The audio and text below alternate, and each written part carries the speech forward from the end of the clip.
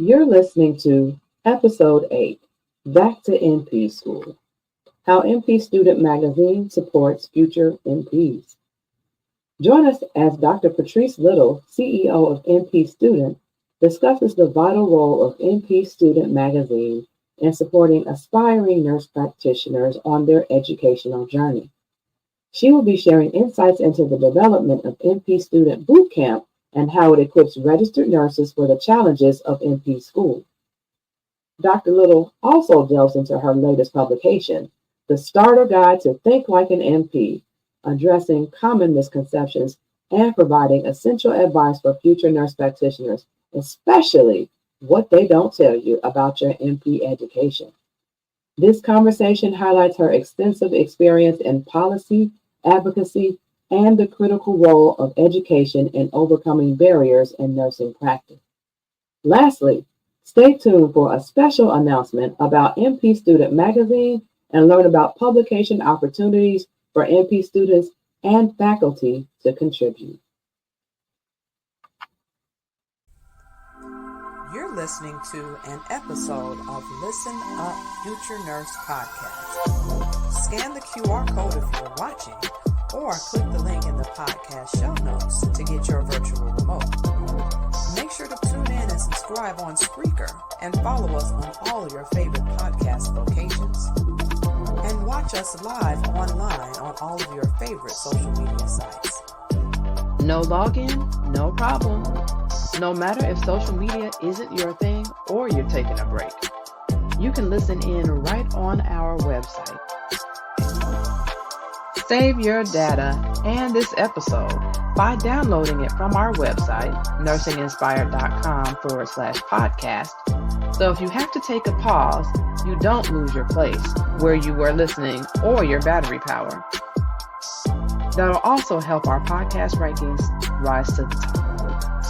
This podcast is hosted by Fallon M. Flowers.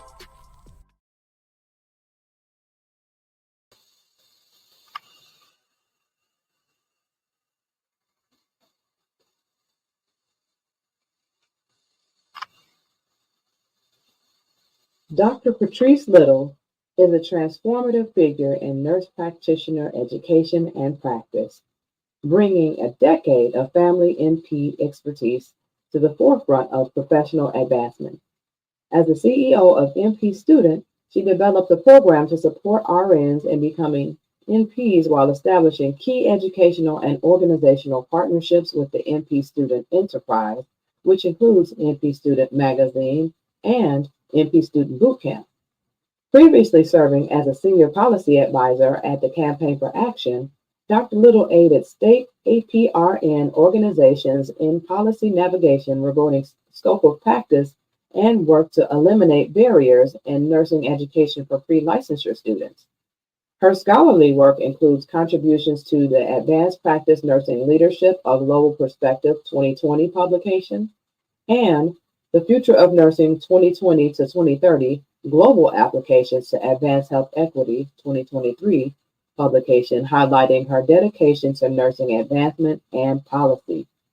Her latest publication, The Starter Guide to Think Like an NP, Everything You Need to Know Before Applying to NP School 2024, is a testament to her commitment to educating and empowering the next generation of NPs with knowledge and mindset required for success.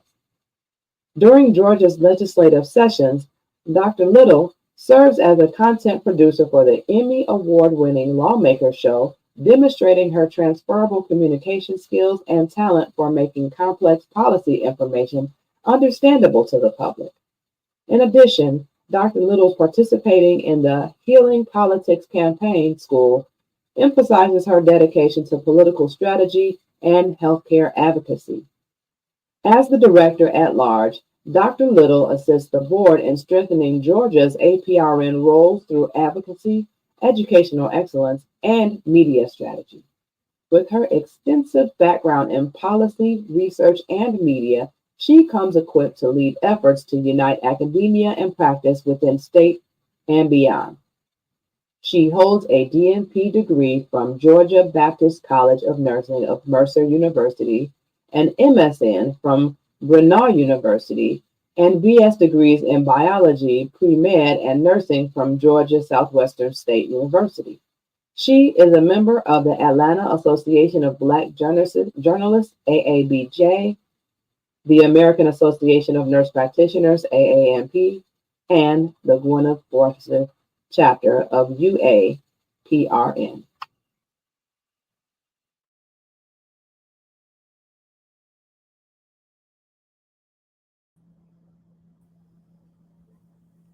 Welcome, welcome, welcome, Dr. Patricia Little. Welcome, guests. We are now live. Thank you so much for joining us. What an extensive background. I'm so happy to have you here today. I'm delighted to be here, and I'm so excited about everything that we have in store to encourage this our readers and our listeners. Absolutely, absolutely. And so this is such a great time to have you on because the last episode I was talking about back to school, and this is back to school season. And now we're looking at back to NP school because I do know a lot of the listeners have an interest in becoming nurse practitioners and continuing their education on. And so, there were times for some people where they only knew they wanted to be a nurse, and maybe later, while they had been a nurse for a while, they wanted to become a nurse practitioner. But some people know coming into this that, hey, no, I know I want to be a nurse practitioner, and becoming a nurse is something I want to do along the way. So I'm so grateful to have you here because you are the expert with your magazine and everything that you're doing. And so with that, I definitely want to know from you where you were in that. So, what made you want to become a nurse practitioner? Just kind of starting off. Well, I'm going to pull from what you mentioned in the introduction, in the sense that many individuals, they become a nurse to become a nurse practitioner. And as you mentioned earlier when you read the bio, as far as my background in biology pre-med, I was finishing up that degree, and I wanted to explore other types of positions in the healthcare arena. And the position that interests me the most was the nurse practitioner position on campus. We had a nurse practitioner, and she was always engaged with the students. And so I was intrigued, and I asked her if I could shadow her, which eventually turned into a volunteer opportunity and then a work study opportunity where I got to explore the life behind being a nurse practitioner. So the day in the life of an NP, and that's what solidified, hey, I am going to go to nursing school because my end goal is to become an NP. Wow. Wow. That's so amazing. I just think about back when because I was also biology pre-med, prior to, just finding out what a nurse practitioner is. But we didn't have, as far as I know anyway, nurse practitioners on our school health like campus. But, that's, when I think about representation matters, that's what really makes a difference. Because what if that nurse practitioner wasn't there? You wouldn't have been exposed, for one, just in general, to know that that's a career path. But you also wouldn't have had that opportunity to shadow, and I just barely missed mine. I think about I was in a program where I was, needed to do an internship to kind of finish my major, and I was shadowing in a future doctors, future leaders program. So although it was led by an MD, it just happened that the one day that he needed to be out at the hospital, a nurse practitioner was there, and I met her, and I shadowed her that day, and that's what made me start asking questions and wanting to know more, and realizing, wow, this is something I have an option to do too. So that's absolutely amazing to know the similarities, really, also as well, that It we is. had a little bit in that. Um, and then going forward, what about your nurse practitioner journey? Like, tell us like what your whole process was with schools that you selected, how many you selected, if you're okay with mentioning how old you were when you started nurse practitioner school. Give us the tea. Yes. Well, I'm always delighted to share my age because I also give tips on how to preserve being youthful when you get to your mid 40s in the magazine. But yeah, so what happened was that I wanted to select a school that went along with my lifestyle. And quite frankly, that's really what it's about for this generation. We're a lot different from how our predecessors were, from the nurses that have been around for quite some time. What happened is that I was married and we had one child at the time, and I was in like late 20s, I want to say like 29. And I was saying, okay, I'm ready to become an NP. I just need to know where I need to go. And so, and I mentioned that in the book, The Starter Guide to Think Like an NP, I started to do my work because I really believe in what Stephen Covey says. You start with the end in mind. And the end in mind for me was I envisioned myself attending a school that was close to home, that still was able, had the provisions where I can work full time and still be a devoted wife and a mother. So I had already narrowed down the type of school that will be ideal for me. But when you do that, you also have to make sure that those type of schools are will still give you the foundation and have everything aligned. So when you start the program, you're not on your own in a sense where, and what I'm alluding to is like preceptorship, where you're Mm-hmm. like, okay, everything else aligns with my personal life. And then you start the program and then it's sink or swim when it comes to preceptorship. So, just in short, that's the route that I took. And I went to interest, I say interest meetings or informational sessions. It just all Mm-hmm. depends on what the schools call them, and some call them open house. I went to the one at Georgia Baptist College of Nursing, where I end up receiving my DNP degree, but I went Mm-hmm. there first to Okay. explore the MSN program. Then I went to Grinnell University. So they were both in proximity for me, where I was going to have the convenience and as well as quality education. And that's how I went about my selection. Even though in the book I highlight the importance, like now looking back in hindsight, right? Mm-hmm. Yeah. Talk about just making sure the values, your core values align, that their mission statement has there's some type of connection with your personal mission statement. And I didn't do it to all that extent, but I did when I went to the informational session, it did help me see myself there. Like, could I see Mm-hmm. myself there? And Yeah. that's usually what I encourage those who are interested, that it's not just I'll let me apply to any NP school and cast out this wide net. It's really to Absolutely. take the time to do some research about the school and how it will fit your lifestyle. And that's why our slogan with NP Student Magazine says, it's more than a license, it's a lifestyle. And our Yeah. content is guided by the 7 NP Student Life Framework. So or 7 aspects, pardon me, of NP Student Life Framework. It guides all of our Mm-hmm. content because that's the direction where things are going. And that's how we combat burnout. And of course, I'm saying recidivism, but in this sense where keeping people staying at the school, at employment, retention, and Mm-hmm. so forth. So that's how we address it. Wow, wow, wow. You just dropped so many different pearls there, and then also kind of gave us a little sneak peek into what you have going on with the NP magazine. Um, you said something about cast the net, and that I just kind of wanted to kind of go back on a little bit.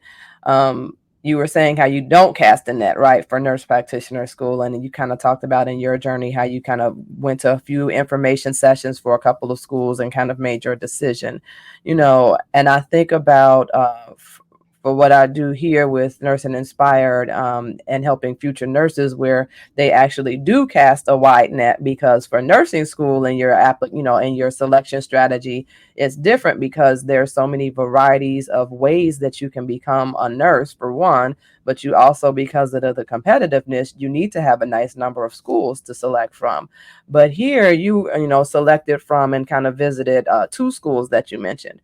But the biggest difference, if you could kind of highlight a little bit, is when we're looking at nursing school, we're looking at schools to become a nurse. But when we're looking at nurse practitioner school, we kind of have to know what we want to do as far as becoming a nurse practitioner. Like, what type? Is that a part of some of your top seven that you mentioned, as far as knowing the specialty that you want to go into? Like for me as a WHMP, for instance, or someone who's a family nurse practitioner, et cetera. To clarify, when you say the seven aspect of NP student life. Yes, because I knew it was something seven that you had in your with your program and Okay. everything. So the seven aspect of NP student life is the framework that guides the content. There is Yes. seven aspect in life. So you have your social, you have the mindset, you have NP school, which is personal development, you have spirituality, you have love and relationships, you have financial wellness, and you have health and wellness. So that's where we talk about where our content is holistic, so we can meet all the needs. But when it goes to having a list that you follow to be intentional when it comes to select a nurse practitioner program, we do outline that in the starter guide to think like an NP. And a matter of fact, the end of every chapter, there is a checklist. There's actionable steps for you to do everything. So we do things, as we mention, things as like looking at the mission statement, looking at the cost, looking at accreditation and where they are in accreditation, looking at as far as job placement, some of the things you have to call afterwards. Like, for instance, if you are interested in a particular school and there are 30 nurse practitioners that graduate every semester, of those 30 nurse practitioners, how many pass boards on the first try? Then after that, how many of them land jobs within 6 months to a year? Really want to know as far as what things do they have in place to support that journey of transition post graduation. In the sense that, like that last semester of NP school, there should be things in place such as NP board exam prep, as well as someone talking to them about jobs. Like Bernal did a great job having guest speakers talking to us about locum tenens and other job opportunities, because in some areas across the nation, sometimes the positions are saturated. I reside in Metro Atlanta. So if you're an FMP, it may not be as easy to land a job versus being in South Georgia for an FMP, because there's so many people in the metro area. Now, if you're going to acute care, women's health, pediatric, you start going to those specialties, it may be a little bit easier to land a job. So I say that I don't want to digress too much, but these are the things you have to take your time and be intentional. And we talk about that. When you start with the end in mind, where is it that you want to be post-graduation? Do you want to be 1 year out and still haven't landed your NP job? Or do you want to have certain things in place? Now, we know in life, mayhem can happen. So you can't really prepare for those things that are unexpected, but what you can, like you do in business, right? You can have that plan and have those SMART goals as far as what you're going after. So when you don't get that, you have that next step of what to do. You have some type of anticipation that's in place. And so that's what we strive to get those who aspire to be NPs to start thinking about. That's why it's called Think Like an NP, because when you get into the role as a nurse practitioner, you have to anticipate things that come along with your patients and their presentation. So we answer quite a bit, and it's awesome. Short read, but it is really packed with just about everything you need to know before you apply to NP school. Oh my goodness. Okay. I definitely want to hear more about this when we come back from the commercial break. But I love that you mentioned, some things to think about for people who want to become nurse practitioners and the schools and how they prepare you, because that kind of took me back to When you mentioned how they had people talking about different job opportunities and the saturation and some different things that you can kind of look at, and can you get employed, within 6 months to a year after graduation, but before that, passing the boards. And so some of this sounds like it still follows a little bit like what you look at for when you're looking at a nursing school, but it's even more specific for sure in that realm. But I know for us in my nurse practitioner program, the ISAPN, which is our state organization for nurse practitioners here in Illinois, they actually brought in an attorney. It was a little bit like a boot camp, I think they called it. Actually, they did call it a boot camp. But we had an attorney and we talked about contracts and things. But what would have been nice actually would have been to talk about jobs, because while you talked about in your area, for instance, in certain areas, rather, it's kind of maybe saturated for FNPs. But I can say, like, for me, for WHMP, it's not as much, positions available here in our area. But if I look in California, if I look in Nevada, or, places like that by Vegas, there's tons and tons of WHMP programs everywhere between them and California. But here is far and few between. We have a lot of gynecologists, MDs here, and so the need for the WHMP is kind of not as high. And then there's even been a shift somewhat for some employers to look at certified nurse midwives instead of WHMPs for women's health. And so that aspect is really important, that schools talk to you, because again, you don't know what you don't know. I didn't know when I started. I don't even know how many years ago that was. Oh my God, it's been almost 10 years. I'm just looking at the clock. Yeah. Yeah, I started my program in 2013. Yeah, I didn't know at that time how much things were changing or going to change, or what the landscape was going to be when it comes to, being employable. And I certainly hadn't even thought about at the time looking at, how often, students pass the first time around for that exam. And for us, we have a different licensure exam, certification exam than, folks like the FNP, for instance, and PEDS and psych and things like that. We have a whole different board. So while everybody kind of focuses on the, the main one for FNP, nobody really thinks that much about the specialties sometimes. And, I don't know what you have in your experience with schools that you work with and students, but there's a bigger focus, of course, for sure, on folks that are going the FNP route when it comes to that that certification exam. Yes, you're absolutely right. And it reminds me, when you talk about the certification exam and the specialties, it reminds me of the question that you had asked earlier about the different specialties. It's really thinking about, okay, I work in this area now, like for instance, if you work in labor and delivery and you're like, but I want to work in women's health. So that helps you determine the specialties. Sometimes, unfortunately, there isn't a particular program for a specialty like aesthetics, and we highlight that in the NP Student magazine, as well as on our YouTube with a past interview. And so what happens is you end up doing the FNP route, and then when you finish, you get additional training in that subspecialty, which is aesthetics. And then you move on into that with, of course, maybe starting your own practice or working along with a dermatologist or a cosmetic or plastic surgeon. So you're absolutely right. Oftentimes, when it comes to the board preparation, they just focus on just the FNP in the general. But I really believe that schools are doing a better job now as making sure that the FNP board preparation that they encourage students to do before graduation is aligned with their specialty. And so there's quite a bit of things that have advanced over the years. So I do commend schools for doing a good job with that, making sure things are aligned. Yeah, absolutely. Absolutely. And so I want to go to a quick commercial break, and then we'll come on back because I want to know more about that book and your boot camp and all the things that you have going on, because you are really serving it up here in the NP world. Absolutely.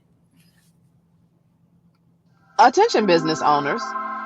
Are you ready to tap into the fast-growing market of the nursing community? Partner with us to showcase your products or services to this dedicated audience. Nursing programs, especially at HBCUs, educational programs like CNA, phlebotomy, and CPR, healthcare staffing agencies, and businesses focused on self-care and mental health support.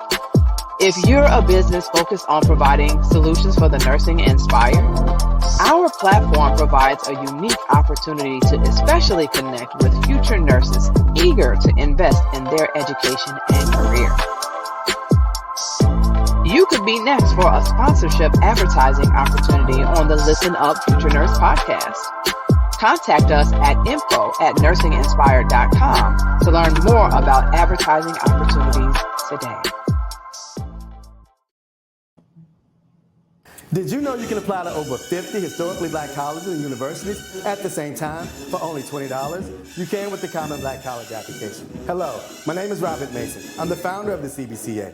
Students around the world have completed the application and received multiple acceptance letters, financial aid packages, and scholarship offers. So visit our website at commonblackcollegeapp.com to apply now. And don't forget to pick up the book, Get Educated, the man behind the Common Black College application. Thank you, and get educated. All right, we are back. And so please tell us about this book that you have shared here a couple of times on the screen. Tell us about the inspiration that you had behind not only the book, but also your magazine and how you are supporting aspiring NPs. Well, I would first like to preface my response with the fact that our platform, we make sure that we provide all types of resources to meet nurse practitioner or aspiring nurse practitioners where they are in their nurse practitioner journey. So the book comes from that in the sense that there's the frequently asked questions that people have. And how the platform started, I like to call it the NP Student Enterprise. How it started was with just NP Student Magazine. Oftentimes people say, well, were you just studying trends or what encouraged you? Were you thinking about how to start a business? But I always tell them that I am a person of faith. And I'm not going to go into a mini sermon about how my faith is what got me to where I am. But I will say is that if you do not have subscribed to any particular type of faith or religious practice, that naturally most humans, they have this gut feeling of things that they should be doing. And you can call it purpose, you can call it destiny, whatever you like to use to describe it. And it's so important that you adhere to that. And I know I'm supposed to be talking about the backstory and the inspiration with the magazine bootcamp and the books, but I always like to inspire individuals to listen to their gut, to listen to their own voice. And really what happened was I used to compete in pageants. I did that. I was Mrs.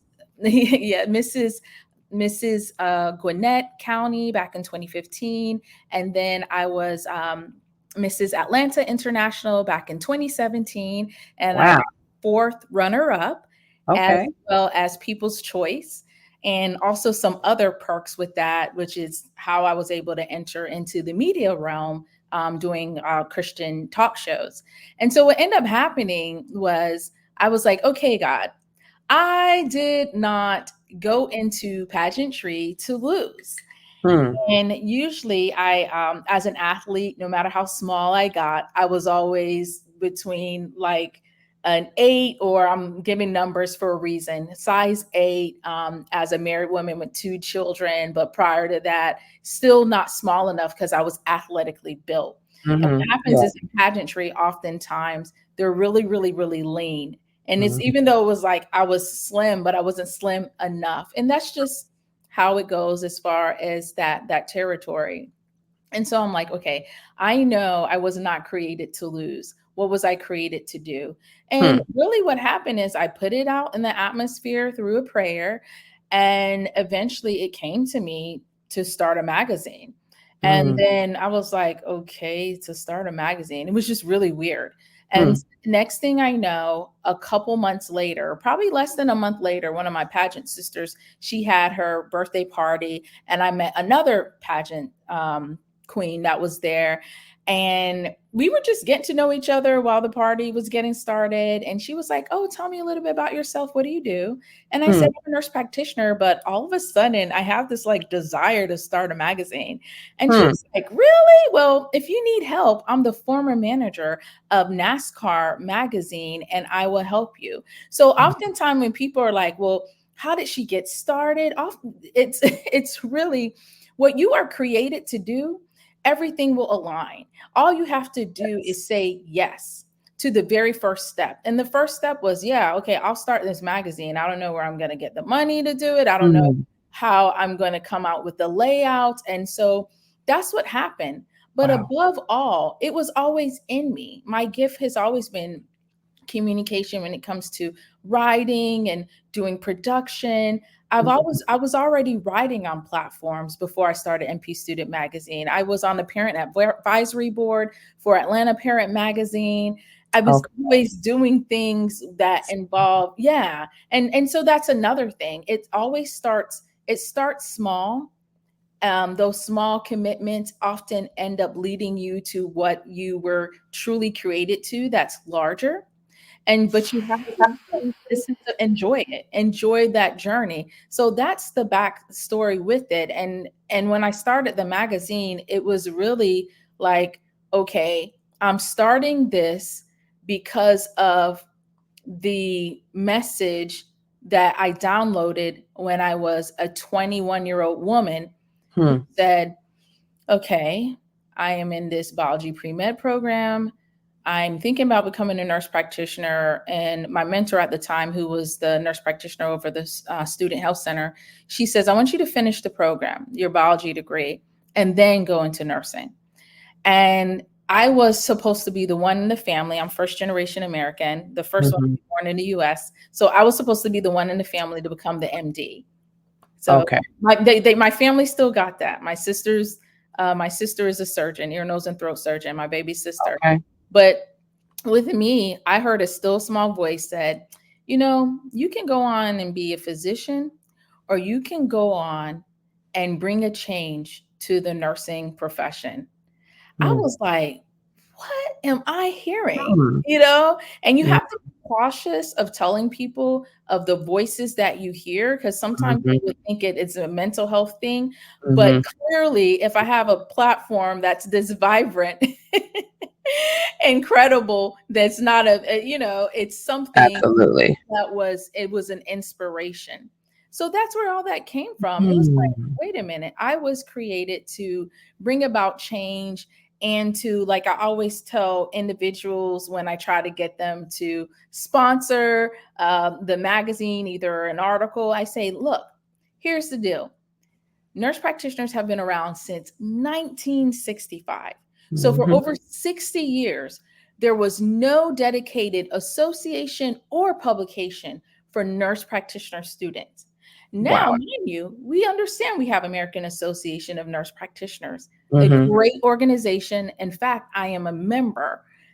But we always have to think about, what about that niche where the unique needs of nurse practitioner students? Because nurse practitioner students, they are not that traditional entry level college students. They are master students who are, when we look at the demographics, we always have to look at the demographics of who we're serving.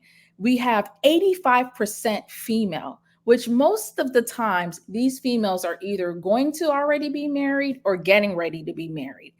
So what happens is you have males, and the male part is growing 15% males. You always have to think about the direction of where things are going and their interests. Their interest is lifestyle. That's the generation we're serving. Oftentimes people want to say Gen Z, millennials, that we're self-absorbed. It's not that. What happens is we have observed what our parents and our grandparents have gone through. They have committed and dedicated their lives 20 to 30 years to certain employers only to be laid off at a time in their life where they needed that job the most. So how do we make it attracted to them, attracted, like this, becoming a nurse practitioner attracted to them? Or Yes. attractive, I should say. We need to talk about health and flexible study options, as well as highlight human interest stories. There's so many stories. I've had the privilege since 2018, when we started, basically since its inception, to really learn about the uniqueness of the nurse practitioner profession. And it's not those, I'm grateful for those who have their awards and credentials. Those are great. But what about those in the making? What about and I have the freedom to share her story, but I'm not going to give her name, but a nurse practitioner who, while in the program, she was pregnant. Most of us are in that. When we go, I was pregnant in nursing school and pregnant in NP school. And at the time, my husband was in school as well when I was in nursing school. So I see that because we're starting families and we still want to get our career and all these things that are going on, but we're not talking about those things. We're not talking about the actual issues that impact students while they are matriculating through the program.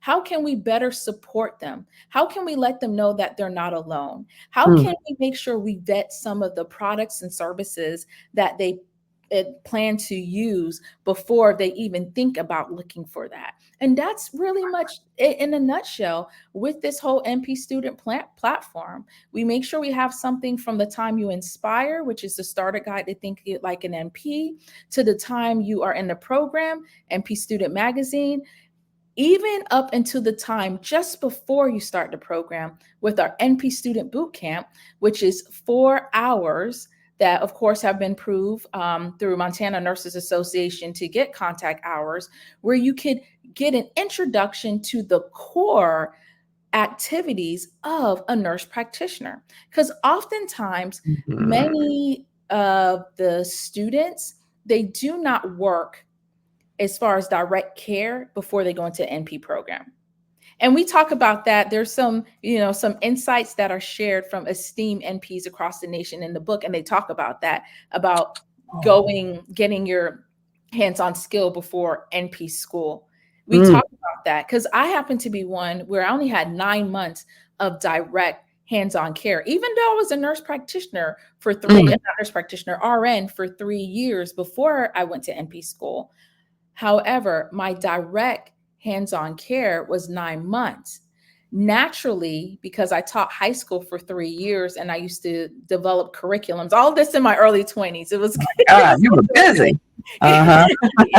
So my first year of teaching high school, it was like, hey, we want to pull you on this committee where we could help with the 9th grade retention. And then when I left there and moved because I got married, they were like, hey, we want to pull you on this committee to write the curriculum for the whole county for the physical science program. So it has always, I say that because I want people to grasp not really NP Student Magazine or NP Student Bootcamp or NP Student or the book.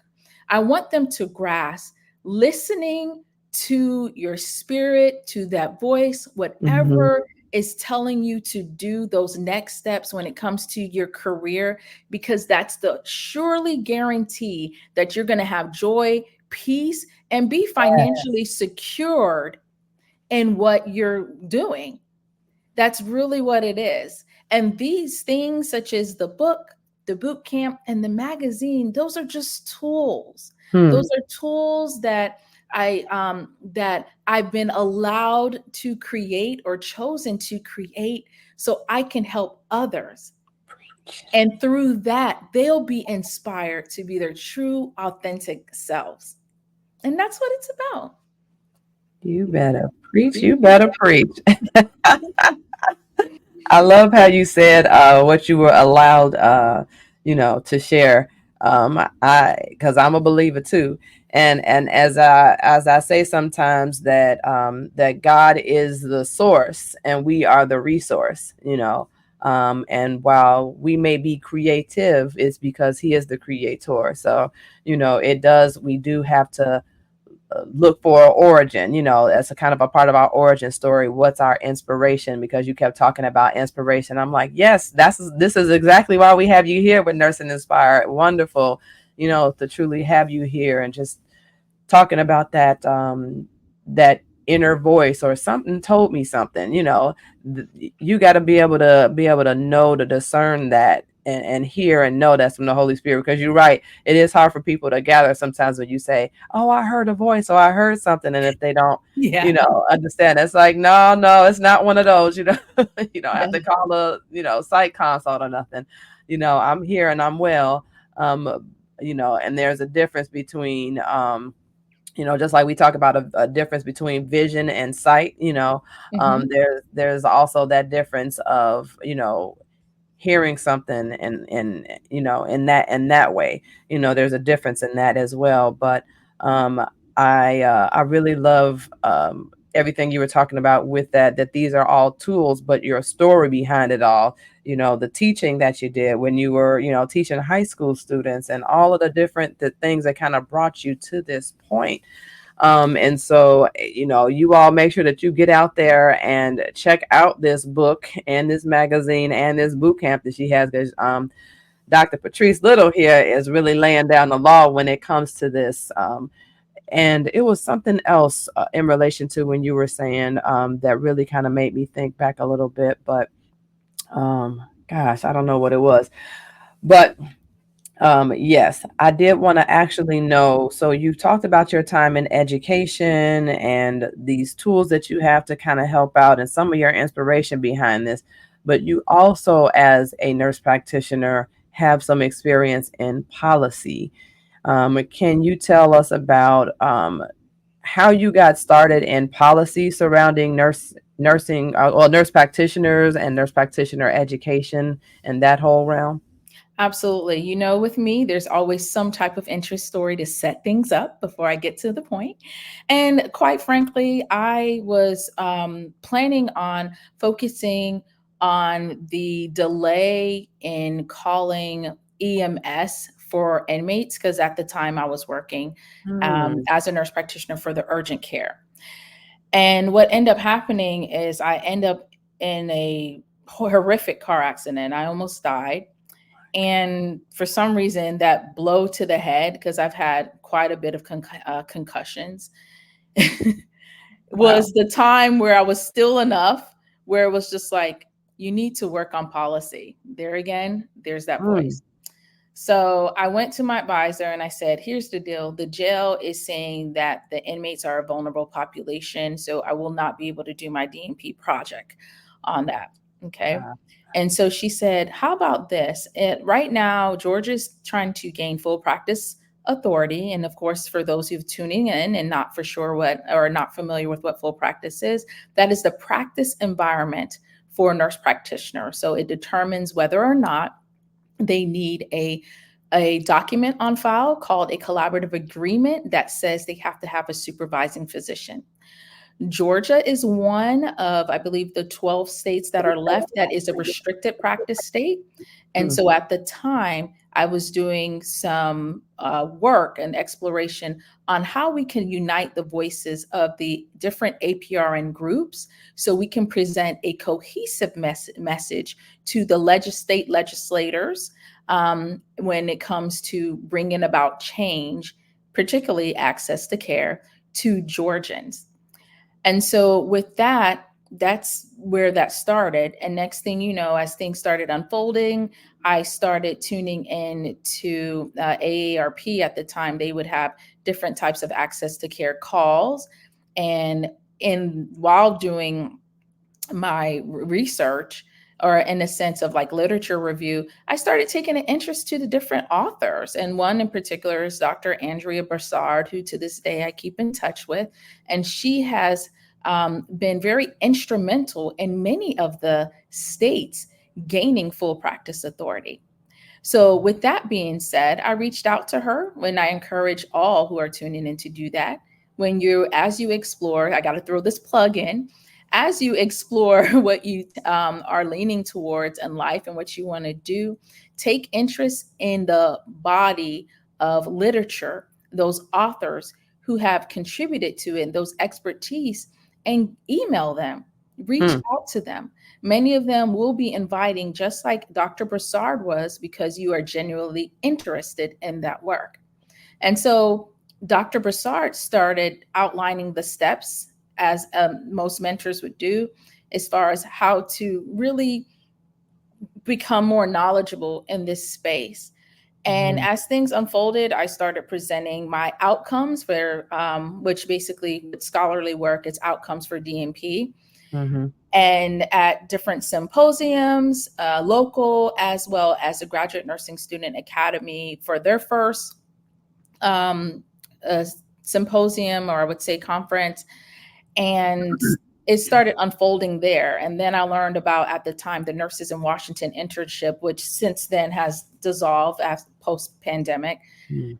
That I started taking interest in that. So anything that had to do with legislative practice, health policy, I decided to take interest in it, and I created my own school. Oftentimes people say, well, I want to do this, but how do I get started without going back to school? Create your own school. Yeah. We're all creators, and we have the gift to be creative. And what you do, you create your own curriculum. Absolutely. And so eventually, while doing that, things started unfolding. And I know because of time, won't be able to go into the full story, but all of that, those foundational work that I did, where it wasn't displayed publicly, it set me up for the position to serve as a content producer. So the fact that from January to the end of March, I worked closely with state legislators. I booked the governor for the television show so they could share updates that go on during the legislative session to their constituents. I work closely with the hosts. I book, of course, the guests, commentators, which are also people who have a legislative or expertise to be on the show and comment on what may have happened during the sessions. And so that involves writing the questions, doing a lot of research. I do quite a bit of research to do that.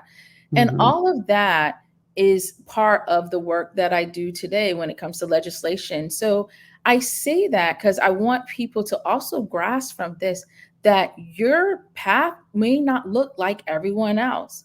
And do not be too distracted on what you see on social media. You have to really focus on really what's unfolding in your life. And it's okay to follow people as a form of inspiration, but just try to avoid being too much of a copycat. Because what happens is it delays you going into your destiny. Wow. Again, I know I'm supposed to be talking about students, but it's about inspiration. And that's sort of, because this is who I am authentically. And it shows through the work that I produce. And that's what it's about. Because what happens is many nurses, they end up carving out their own path for what they're created to do. And when you do that, things always end up well. It always ends up well. Yes, absolutely. We have to follow purpose. We can follow other people, absolutely. We can listen to, that higher power, the Holy Spirit who we believe in, but we do have to make sure that path is the one that's laid out before us. I was almost about to go up, Lord. I just heard, boy, I know the plans that I have for you. Yep. I almost went there, Lord. All right, I hold it down. But you're absolutely right, and we just never really know what we're called to, and that work in the political realm is so important because not only does it affect us as everyday citizens. It affects our family members. It affects our patients and who we serve. Yep. In that realm, just with healthcare policy that's placed out. But then what about the different things that affect us and our practice, and things such as full practice authority and having collaborative agreements and those different types of things? Because yeah, we here in Illinois, we still, you can become full practice authority here. So we do have that, but the compact agreements we don't have. There's some things that we still just don't have. Correct. So it's just like, give and take. So although it would be nice to be able to have a multi-state license in multiple places, we do at least have the opportunity here in Illinois to say, hey, if I have so many hours of practice, and I've had this signed off, I can now, put FPA behind my name and be a full practice authority nurse practitioner. But that awareness and involvement, I believe, is really important. I believe I got exposed a little bit by the ISAPN when they came to our school, and also by the Graduate Student Nursing Academy, which I was a part of as well. I think you kind of mentioned them a bit. I think that involvement in nursing organizations and really at that point in time, nurse practitioner organizations is big, because the other thing that I think helped expose me a little bit more when it came to reproductive health and women's health when it came to policy was the NPWH, Nurse Practitioners and Women's Health. And so I really want to encourage everybody that's listening to also think about the nurse practitioner organizations that you're a part of, no matter if it's on the student level, if it's on the state level, if it's on the specialty level. All of those things will help to kind of keep you aware of what's going on, and being able to, advocate, and then get your family and friends and colleagues to also advocate and make those phone calls and sign those letters and do those things. Everybody may not be like Dr. Patrice Little here and, getting even further involved and, helping lead things and inviting people and doing all those things, but you do need to get involved because it makes a difference. People ask me sometimes, would you consider moving out of state or going and practicing someplace else? And it's just like, for me, someone who works in women's health, that's hard because reproductive rights all over the states are different, and that can restrict your practice. And I don't want to lose my license, my livelihood be threatened because of what I do, because I want to give factual education and full options for patients for whatever that may be. But I digress. But again, political awareness and involvement is truly important. And I'm glad that you are doing your part. So thank you so much for your additional service and dedication to policy for healthcare. It's a pleasure. Yes. So I want to stop out and do one more commercial, come right back, and then we want to finish out with some of your announcements and things that we want to hear more about. Thank you. You're listening to an episode of Listen Up Future Nurse Podcast. Scan the QR code if you're watching, or click the link in the podcast show notes to get your virtual remote. Make sure to tune in and subscribe on Spreaker, and follow us on all your favorite podcast locations. And watch us live online on all of your favorite social media sites. Do you have ideas about who would be a great guest on this show, or perhaps you have a topic that you want discussed? Let us know. Send me an email at info@NursingInspired.com or text at 773-609-0649. All right, so we are back. We have talked about so much. My God, you are just full. I mean, you are beaming full of just so much with inspiration, with purpose, with your background, just the different realms of who God made you to be. I mean, with, things and policy, you're a nurse practitioner, you have your own school, build it and they will come, as they say, build it and they will come. You have your own school, your own book, your own magazine, you have a boot camp. I mean, you are just really full. And I'm glad that you're able to pour from your cup to give to others who are seeking to become nurse practitioners.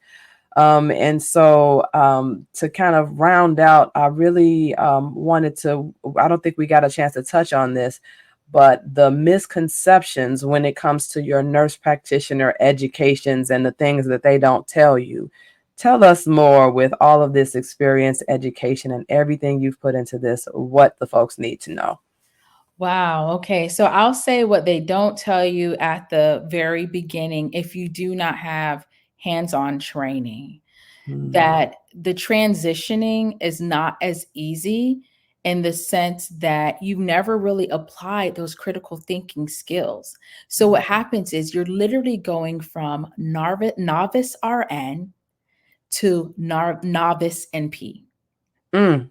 Novice RN to novice NP.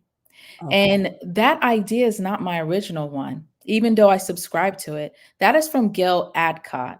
And she is she's a state legislator in North Carolina, and she's amazing. And we had this conversation. She says that's one of the challenges that goes on. So you're going into practice and supposed to practice at a level, NP practice at a level of competency and expertise. Yes. But it's not, today's nurse practitioners are not yesterday's nurse practitioners. Years ago, because that's how it was in Brunel, and I started there in 2010. They wanted some years of experience as an RN because that gave you some form of development. Yes. And I know people may say, like, wait a minute, Dr. Little, so are you saying that I shouldn't apply to NP school even though I'm getting ready to graduate? That's not necessarily what I'm saying. What I'm saying is what you're not going to understand is that once you get into the role, there's still going to be some unsurety. And that's not called imposter syndrome. That's called lack of competence. Tell it. Which is Tell it. different, because imposter syndrome, you at least you have the knowledge, you could explain things. And when I say explain, as in confidently, and your thoughts are fully developed, not regurgitate, because we're in that season when we have a lot of regurgitators and duplicators. And I'm trying to help form originators. You better tell it. So that's what I'm in the business of doing with my platform, because it's one of those things where even when you get to the highest of your profession, I have the DNP. I've tried to work in academia in a sense of for ASN program that didn't work. I worked adjunct at Georgia Baptist, which I love. That worked. Okay. That worked because Georgia Baptist does a great job of vetting their students. So no issues, no complaints. It has always been a delight serving. So what ends up happening is when you get to the height of your career where there isn't an actual position for you because you are a thought leader, what they don't tell you is that you have to learn how to package your expertise. How do you package your expertise? That's not taught in school. Oftentimes people say you can become a consultant. Yeah, I do consultant work now, but look at my whole platform that justifies why I can serve as a consultant and my expertise. Especially, I always like to mention with the trademark with NP Student. Why is it that years and years and years, over 60 years, and no one thought about securing an NP Student trademark? Yes. And so forth. And because I work in media, I have great intellectual property attorneys and things like that. So when it comes to publications, as well as not just trademarks, but also your copyrights and things like that, I I trust all what they do, but I get it. And those are things that you're not really taught. So I say that as in when you get to the height of your career, because we talked about what happens when you get ready to go in the NP career and what you may not know. But then what happens when you get to the end of it? I've been an NP for over 10 years. And in the middle, as in my 5th year being NP, that's when NP student came to me.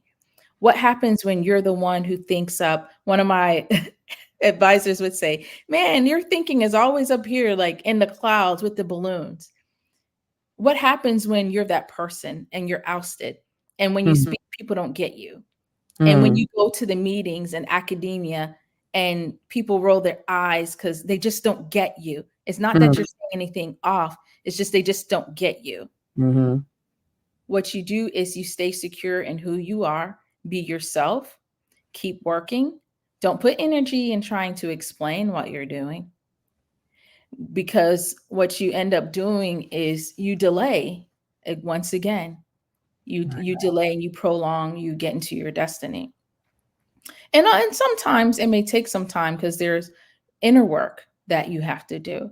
Mhm. But those are things that people they don't tell you. Some of those things may not per se be something that you would learn in NP school when it comes to personal development. And Yeah. that's the gap that we feel. Like, do you even like yourself when you get up in the morning when before you get ready to treat your patient? Because if you don't feel good about yourself, how are you going to make other people feel good? Mm-mm. You better tell it. You better tell it. My God.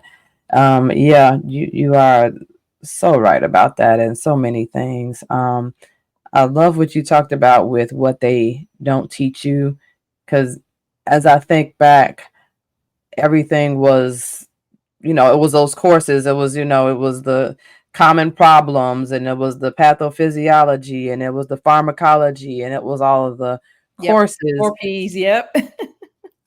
But yeah, I am so glad that I did not go from novice nurse to novice nurse practitioner, because, what is it now? Since 2018. So I've been, nurse practitioner for a little bit, but I'm still learning every single day, and Mhm. it's like, but I couldn't imagine not having that nursing knowledge, skill, ability to be relatable to patients and to deliver good patient education, and explain medications in a certain way and how certain things, because a lot of times I hear all the time from patients, they always say to me, nobody's ever told me that. Nobody's ever broke it down that way to me, you know.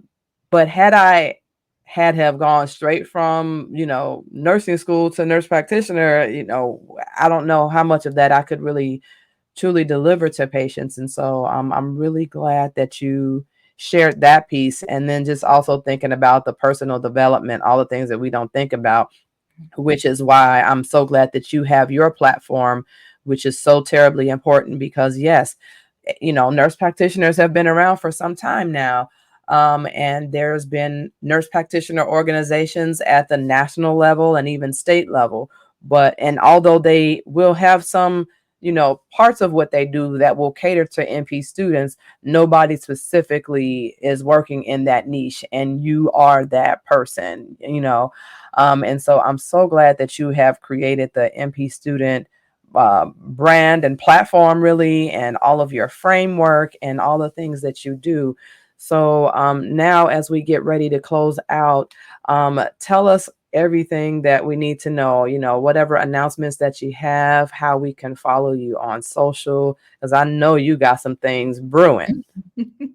Yes, tomorrow, because I don't know if this is timestamp, but tomorrow, August 15th, It is. 2024, we are dropping our August issue of NP Student Magazine.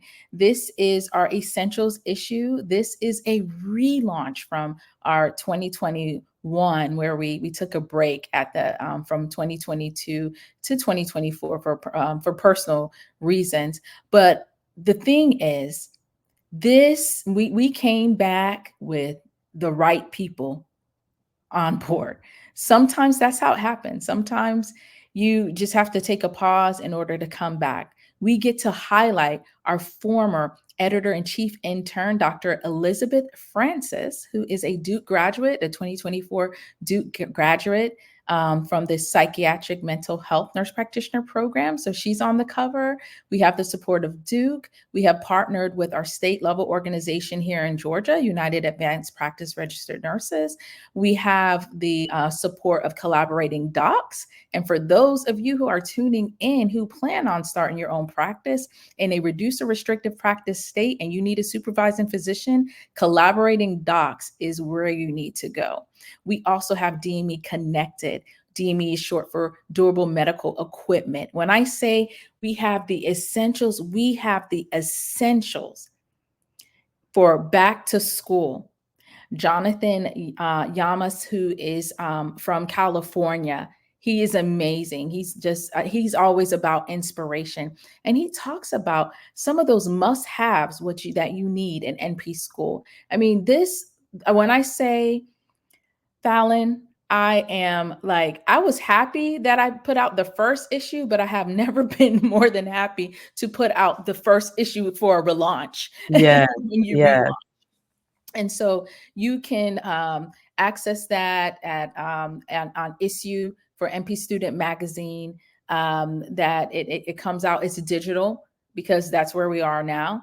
You can always email me at info@npstudentmagazine.com or info@npstudent if you're interested in a hard copy, because those cost and we have to order those.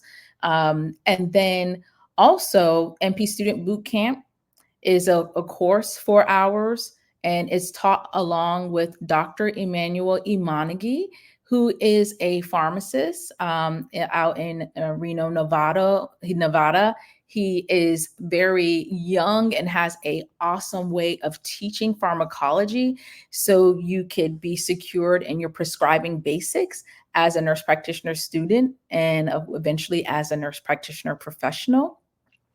So we have quite a bit of things going on. So be sure to follow us at NP Student Mag on Instagram and Facebook, NP Student Magazine on LinkedIn, and our YouTube channel. And just thank you again, Fallon, for the opportunity to showcase this platform. That way we could better serve, care for the ones who are eventually going to care for us, because one day we're going to get old. Yes, absolutely. So we have to definitely we have to definitely make sure we cultivate this generation of nurses, because they're going to care for our friends and family. So Yes, they are. Yeah, because that's what's happening in the nursing world. Folks are not only navigating from the nursing professional world to nurse practitioner role, but people are retiring from both. And so at some point in time, we definitely will need that care. Did you have something coming up for the month of September 1st? Yes, I something do. happening? Thank you.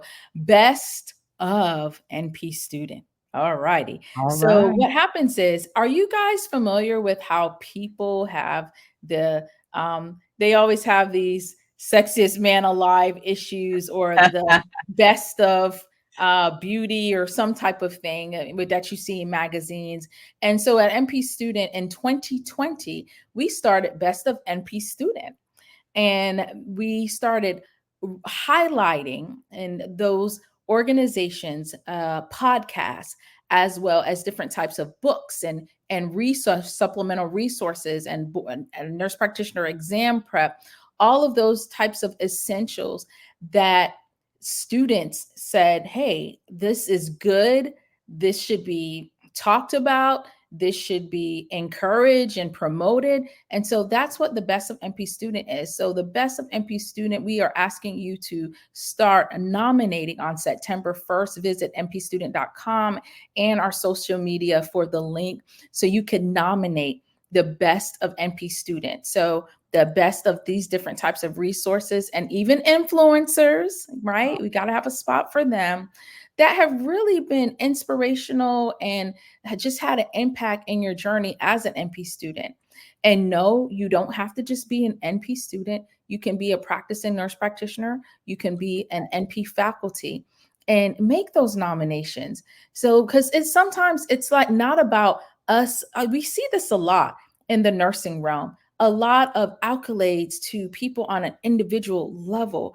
But what about those who have platforms such as Nursing Inspired podcasts that are doing like diligently making sure they help cultivate the community and not really being they're not being recognized, but they're doing great work. That's what we're about. And this is also part of our vetting process in the sense where we get to vet. And then we also will have it open again for ambassadors. Ambassadors get a 1-year subscription to NP Student Magazine, which is a quarterly publication. So it comes out in August, November, February, and June. And so what happens is we are opening up that. We are looking for 10 to start with all over the nation, as well as in the international area as well. And the whole goal is to really encourage other students to benefit from what we have to offer in NP Student Magazine, not just the discounts and not just the services, but the inspiration, those stories. We have to highlight things like one of my favorite story in the August issue that comes out tomorrow is durable medical equipment 101. What is it? Where is it? And why does it matter? And Fallon, I don't know if you remember this, but in NP school, they're not teaching you how to order durable medical equipment. I still because I'm thinking for you're women's health, so they need the breast pump, right? Yeah. Those types of equipment. How do you go about ordering it? It's like that is an essential part of NP practice. Your asthma patients, if you want to be a pediatric nurse practitioner, what about ordering them the nebulizer? The patient with diabetes, not diabetes patients, but patient with diabetes, and you'll learn that in school. Yep.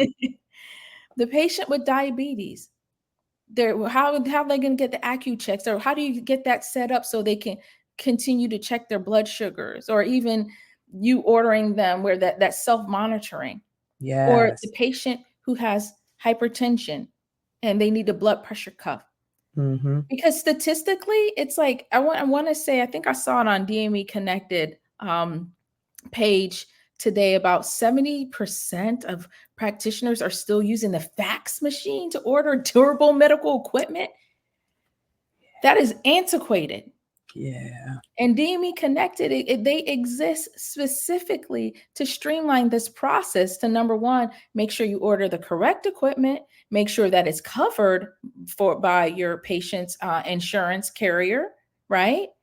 And then also to make sure that it's actually ordered on time.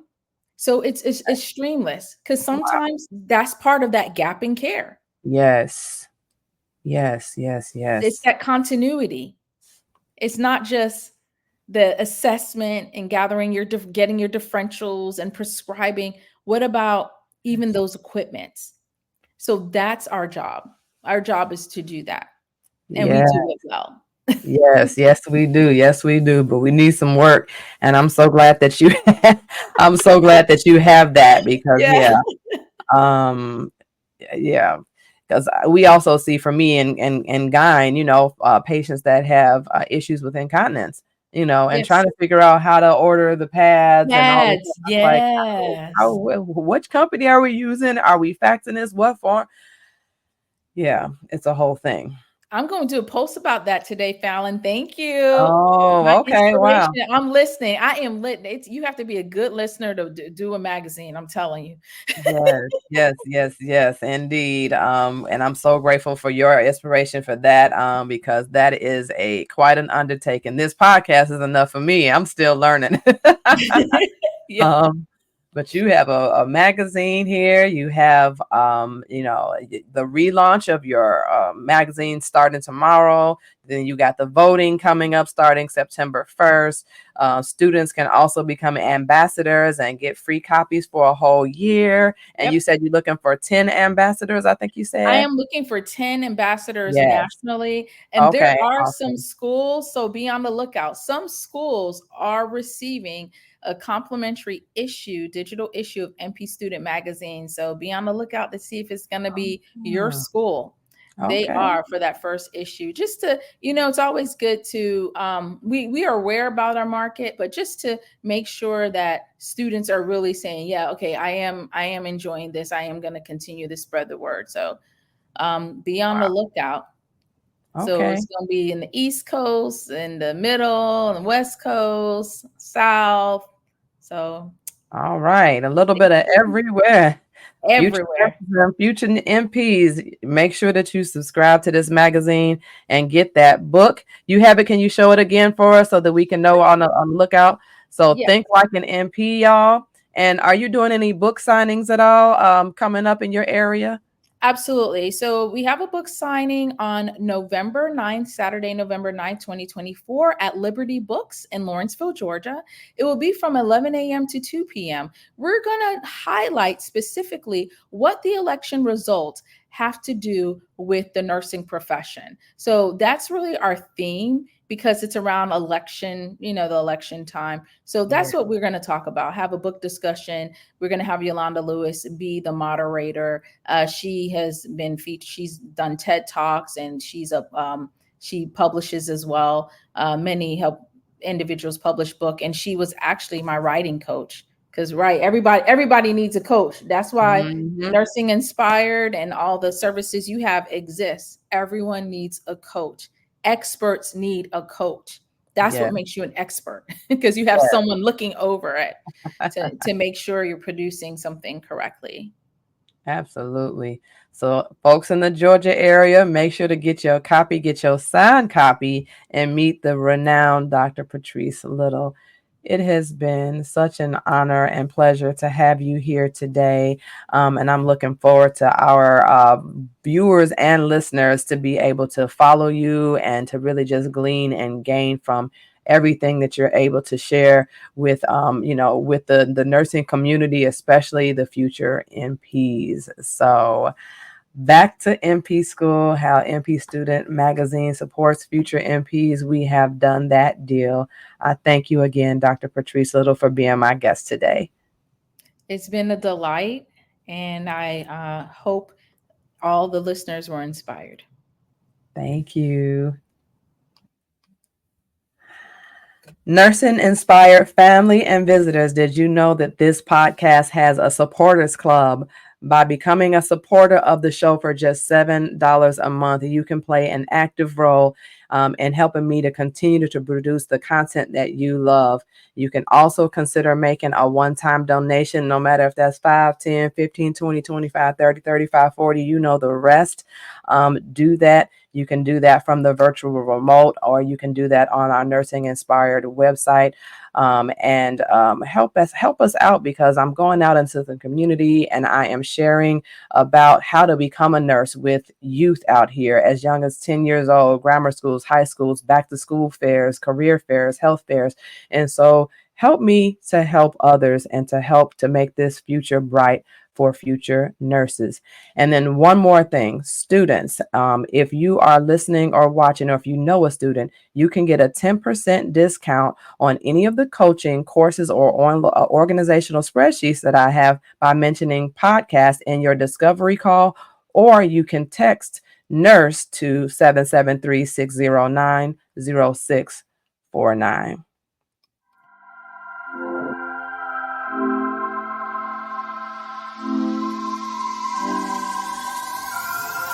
All right, it's a wrap. Make sure to watch us live, listen to your favorite podcast locations, leave us a review, or if you'd like to reach out to support this podcast, reach out to me as a speaker, or sign up for coaching, please use your virtual remote.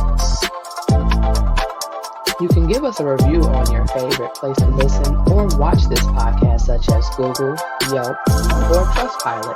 And and you can reach those from the virtual remote as well by scanning the QR code on the screen or by visiting bit.ly/FutureNursePodcast. Love what we're doing and want to create live streams like this?